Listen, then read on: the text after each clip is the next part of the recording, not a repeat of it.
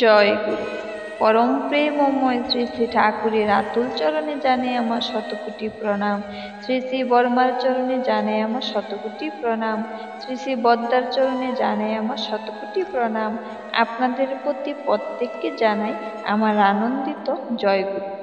আজ ইষ্ট প্রসঙ্গে যে বিষয়টি আপনাদের সঙ্গে শেয়ার করব সেটি হলো ইষ্টকে গৌণ করে যদি চলো। এই প্রসঙ্গে শ্রী শ্রী ঠাকুর কি বললেন? খুবই দুর্দান্ত একটি ইষ্ট প্রসঙ্গ। কথা প্রসঙ্গে শ্রী শ্রী ঠাকুর বললেন, যত যাই করো নিরাশী নির্মম না হলে পরমপিতার কাজ করতে পারবে না। স্বার্থ সন্দিগ্ধ হয়ে যাই করতে যাবে তাতেই ভণ্ডুল পাকাবে। পরে আফসোস আসবে, মনে মনে ভাববে ইষ্টকর্ম করার বোধ হয় এমনতরই ফল। আমি বলি ঠিক মনোভাব নিয়ে ইষ্টকর্ম করলে তাতে কখনো ভালো বই মন্দ হয় না, এবং আপাতত মন্দ কিছু ঘটলেও ওই মন্দ বৃহত্তর শুভ পরিণতির পথই প্রশস্ত করে। একটি মা জিজ্ঞেস করলেন, ঠাকুর, মানুষের কর্তব্য বলে কি কিছুই নেই? শ্রী শ্রী ঠাকুর বললেন, কর্তব্য আবার কি? ভালোবাসা যেখানে সেখানেই কর্তব্য। মানুষকে বাদ দিয়ে যা কিছু সৃষ্টি বা রক্ষা করতে যাবে তার টিকবে না। তার জন্য তোমার বিশ্ব ব্রহ্মাণ্ড গেলেও কুছ পরবা নেই। যে থাকলে সবই থাকে, সবাই থাকে, যেন তেন প্রকারে আগে তাকে রক্ষা করো।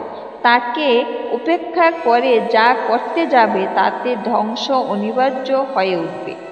গীতায় শ্রীকৃষ্ণ বলেছেন, আমি তাদের মেরে রেখে, অর্থাৎ অমনতর চলনায় চলমান যারা, তারা মৃত্যুর দিকেই এগিয়ে চলেছে, তার সঙ্গে সঙ্গতি রেখে চলতে যেয়ে যা যা করণীয় সে সবই করতে হবে। আর ওই কর্তব্যই আমাদের আবদ্ধ না করে সব রকম অভিভূতি থেকে মুক্ত করে তুলবে। আর তাতে কল্যাণকর কোনো করণীয় বাদ পড়বে না, বরং করণীয়ের পরিধি বেড়ে যাবে। কারণ সাধারণত জীবনের কেন্দ্র থাকে অহং, কিন্তু এখন জীবনের কেন্দ্র হয়েছে ইষ্ট। ইষ্টকে নিয়ে যে জীবন, ইষ্টকে নিয়ে যে সংসার, তা সংকীর্ণ সংসারের থেকে অনেক বড় সংসার। সেই বড় সংসারের দিকেই ভগবান আমাদের টানে। তাতে আমাদের ছোট সংসার নষ্ট হয় না, ভেসে যায় না, বরং উচ্ছল হয়ে ওঠে। গীতায় যা কিছু বড় সুন্দর করে বলা আছে, আর যা আছে তা সর্বতোভাবে পূর্ণ। বলেছে, যে কোনো পরিণতি আসুক, কোনো দিক থেকে তোমার লোকসান নেই। তাকে বাদ দিয়ে যাকে বড় করে তুলবে তুমি তোমার জীবনে, ওই আসক্তি তোমাকে ধ্বংস করে দেবে। আর তিনি যদি না থাকেন, ওই বিয়োগ তোমার বুকে শেলের মতো লাগবে।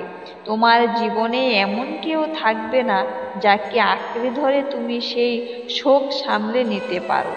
এক কথা, ইষ্টকে গৌণ করে অন্য কিছুকে যদি মুখ্য করে চলো, তবে মন্দ পরিণতি অকাট্য।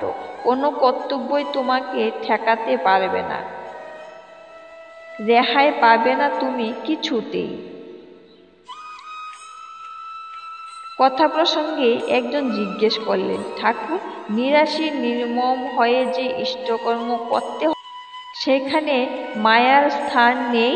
শ্রী শ্রী ঠাকুর, যথেষ্ট আছে, কিন্তু সেই মায়া সাশ্রয়ী মায়া। এই মায়া আমাদের নিরাশ্রয় করে না। জীবন যতই বেড়ে চলুক, এই মায়া সেই বৃদ্ধির পথে সহায় বই অন্তরায় হয় না। ইষ্ট যে অসীমেরই সীমায়িত ব্যক্তপতি, তাই তার প্রতি মমতা মানুষকে কখনো সংকীর্ণ করে না, বিস্তারমুখী করে তোলে। শ্রী শ্রী ঠাকুর আরও বললেন, মানুষের গুরুকরণের ফলে প্রবৃত্তিগুলি ইষ্টস্বার্থ প্রতিষ্ঠাপন্ন হয়ে বৃষ্টি ব্যক্তিত্ব ফুটে ওঠে, তাকে বলি আমরা দ্বিজত্ব।